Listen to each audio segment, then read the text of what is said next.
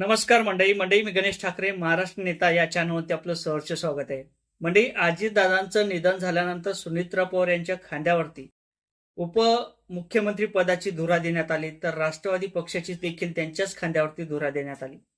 परंतु एकंदरीत आताचं चित्र बघता यामध्ये पटेल आणि तटकरे यांचा हात आहे का? राष्ट्रवादी पक्ष नेमका कोण चालवणार आणि पटेल यांचं कॅरेक्टर काय आहे? अनेक प्रश्न सध्या विचारले जात आहेत. कॅरेक्टरच्या संदर्भात सुद्धा काही शंका उत्पन्न केल्या जात आहेत. ज्या पद्धतीने सुनेत्रा पवार यांच्या खांद्यावरती हात टाकला जातो किंवा त्यांना हात धरून त्या ठिकाणी बसवल्या जाते, हे काहीतरी लक्षणं वेगळे दिसत आहेत असं देखील काही लोकांचं म्हणणं आहे. मी सुनेत्रा पवार यांच्या चारित्र्यावरती शिंतोडे उडवत नाही, परंतु पटेल यांचं तटकरे पटेल यांचं कॅरेक्टर कसं आहे हे देखील समजून घेणं महत्वाचं ठरणार आहे. या भारताच्या महाराष्ट्राच्या नेत्यावरती कशा पद्धतीने घाला घातला, अजितदादा पवार यांचा अपघात होता की घातपात होता, असे देखील प्रश्न आहेत आणि याचंच उत्तर आपण घेणार आहोत या व्हिडिओच्या माध्यमातून. मंडळी, मी गणेश ठाकरे महाराष्ट्र नेता या चॅनलवरती आपलं सहर्ष स्वागत आहे. मंडळी, चॅनलवर नवीन असाल तर चॅनलला सबस्क्राईब करा. मंडळी, ज्या पद्धतीने अजितदादांचा अपघात झाला की घातपात झाला, अशा अनेक प्रश्न, अशा अनेक शंका रोहित पवार यांनी उत्पन्न केल्या होत्या आणि तसे काही पुरावे सुद्धा सादर झाले होते. निश्चितच ज्या पद्धतीने FR सादर केला जात नाही, त्या VSR कंपनीवर तो FR दाखल करण्याची मागणी रोहित पवार यांनी केली होती. अनेक नेत्यांनी त्यांना भेट दिली, नेत्यांना त्यांनी स्वतः भेट दिली. त्याचबरोबर मुख्यमंत्री फडणवीस असतील यांना सुद्धा भेट दिली, उद्धव ठाकरे असतील यांची देखील भेट घेतल्या जाईल आणि राज ठाकरे यांना सुद्धा त्यांनी भेट दिली. एकंदरीत जर दृश्य बघता अजितदादा पवार यांचा अपघात नसून तो घातपात आहे अशा देखील शंका उत्पन्न केलेल्या आहेत. आणि त्यानंतर जय पवार यांनी सुद्धा काल व्हिडिओ शेअर केला. त्यामध्ये जो काही एरोप्लेनचा मालक असेल, सिंह वगैरे आहे, तो स्वतः त्या विमानाचे जे काही चालक असते, पायलट असते, त्या बाजूच्या सीटवरती बसून तो झोपला होता असे देखील पार्थ पवार यांनी व्हिडिओ शेअर केले. माझा वडील गेला, त्याचं दुःख मला आहे असं सुद्धा जय पवार यांनी सांगण्याचा प्रयत्न केला.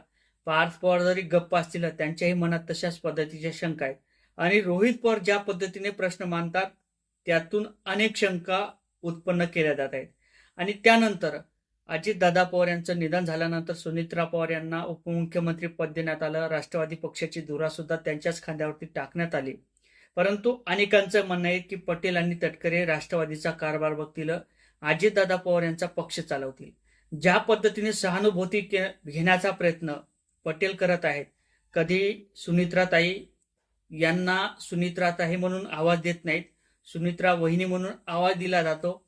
खरं तर सुनेत्रा पवार ह्या महाराष्ट्राच्याच एक लाडक्या नेत्या आहेत, कारण तर ज्या पद्धतीने अजितदादा पवार यांचं निधन झालं त्यानंतर सूत्र सांभाळले, निश्चितच वाटते की सुनेत्रा पवार राष्ट्रवादी पक्ष चांगला चालवू शकतात. परंतु ज्या पद्धतीने पटेल तटकरे पुढे पुढे करतात, कुठेतरी सहानुभूती घेण्याचा प्रयत्न करत आहेत, हे देखील संशयात येताना संशयाच्या भोवऱ्यामध्ये फिरताना दिसत आहे.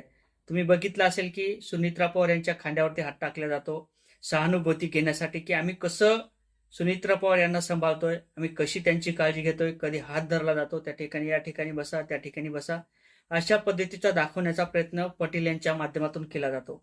परंतु याच पटेल यांचं कॅरेक्टर कुठेतरी लेस आहे असं सुद्धा बोललं जात आहे. आता एखादा आपल्या जर घरात एखादा लग्न समारंभ असेल, एखादा चांगला कार्यक्रम असेल, तर त्या ठिकाणी आपल्या लग्नात कोणी जर भेटायला आलं तर आपण काय करतो, पहिले भारतीय संस्कृतीनुसार आपण रामराम घालतो. व्यक्ती असेल तर त्याला रामराम घालतो आणि एखादी महिला असेल तर त्याला हात जोडतो, असं विनम्र अभिवादन करतो की तुम्ही आलात, तुमचं स्वागत आहे.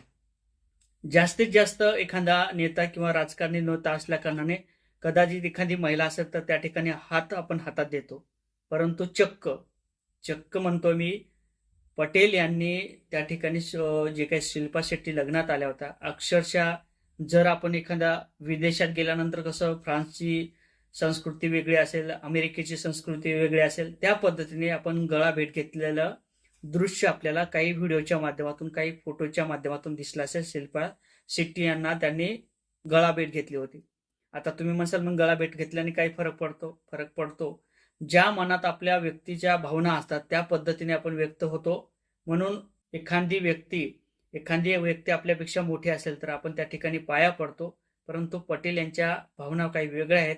पटेल हे एक बिझनेसमॅन आहेत आणि पटेल कुठेतरी स्वतःचा व्यवसाय करत असताना हे राजकारणात उतरले आणि राजकारण एवढ्या खालच्या दर्जावरती गेलेले आहे की आपल्याला खुर्ची पाहिजेत आणि ती खुर्ची कशी मिळवायची याचा काही धोगादोरा लागत नाही, काही नियम लागत नाही आणि ते मिळवण्यासाठी कोणत्याही लेवलवरती आपण जाऊ शकतो. तुम्ही सहानुभूती घ्या. सुनेत्रा पवार हे एक महाराष्ट्राचं नेतृत्व आहे आणि अजितदादा पवार यांच्या पाठीमागे ते जे काही पक्ष असेल ते सांभाळतील आणि अनेकाच्या भावना आहेत. अनेक महिला असतील, अनेक पुरुष असतील, अनेक नेते असतील आणि सर्वसामान्य लोक असतील.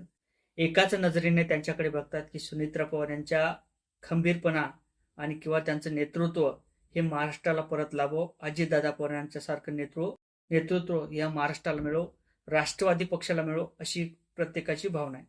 परंतु त्याचा फायदा चुकीच्या पद्धतीने घेतला जाईल तर हा महाराष्ट्र खपून घेणार नाही, त्या ठिकाणचे नेते सुद्धा खपून घेणार नाहीत असं देखील प्रत्येकाचं म्हणणं आहे. आणि रोहित पवार निश्चितच ज्या पद्धतीने बोलतात, निश्चितच कुठेतरी संशयाचं भूत परत एकदा निर्माण होण्याची शक्यता आहे.